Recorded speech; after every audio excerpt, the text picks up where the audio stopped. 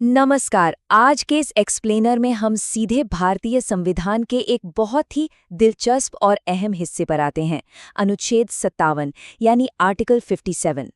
संविधान की कानूनी बातें और नियम कभी-कभी थोड़े उलझे हुए लग सकते हैं ना, लेकिन आज हम इसे बिल्कुल डिकोड कर देंगे। तो चलिए बिना कोई देर किए देश के सर्वोच्च पद से जुड़े इस बहुत ही खास नियम को समझते हैं। अब इस विषय पर बात करते ही सबसे पहला और बड़ा सवाल जो दिमाग में आता है, क्या भारत के राष्ट्रपति दोबारा चुने जा सकते हैं? मतलब एक बार अपना कार्यकाल पूरा करने के बाद क्या कोई पूर्व राष्ट्रपति वापस उस कुर्सी पर लौट सकता है?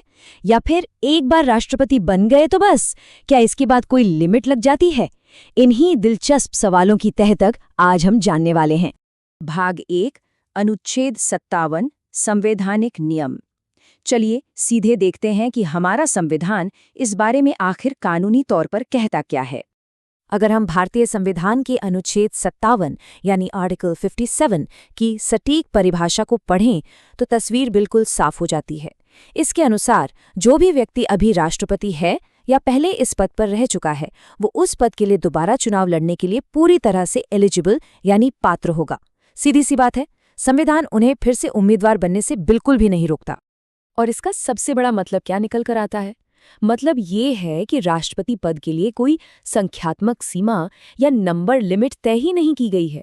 जब तक संविधान की बाकी जरूरी योग्यताएं पूरी होती हैं, तब तक कोई एक बार, दो बार या उससे भी ज्यादा बार देश का राष्ट्रपति चुना जा सकता है। दुनिया के कई देशों में टर्म लिमिट होती है, लेकिन हमारे भारतीय संविधान में ऐसा कोई बैरियर नहीं है। एकदम खुला मैदान है। भाग 2, लोकतांत्रिक तर्क, कोई सीमा क्यों नहीं? अब ये जानना बहुत ही रोचक होगा कि संविधान बनाने वालों ने आखिर ऐसा क्यों किया और कोई लिमिट क्यों नहीं लगाई। इसके पीछे का असली कारण है आज़ादी, खास तौर पर हमारे इलेक्टोरल कॉलेज यानी निर्वाचन मंडल की स्वतंत्रता को बनाए रखना। संविधान निर्माताओं की सोच बहुत दूरदर्शी थी।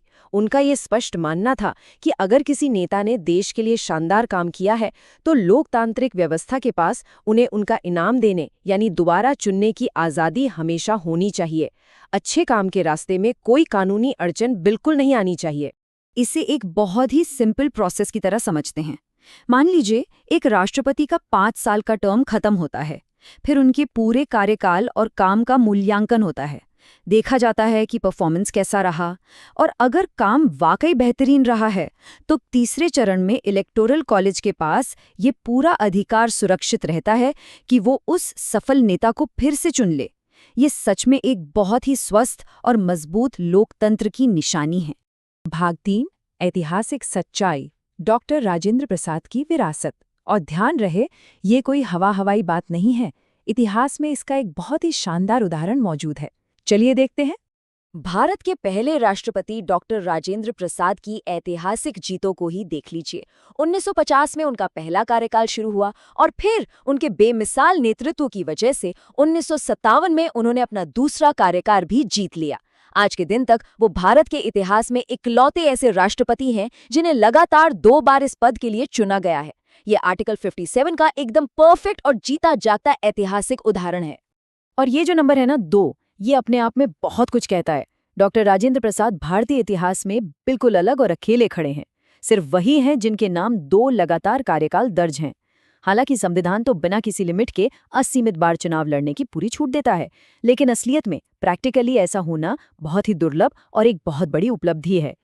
भाग 4, मुख्य निष्कर्ष, चुनाव की शक्ति।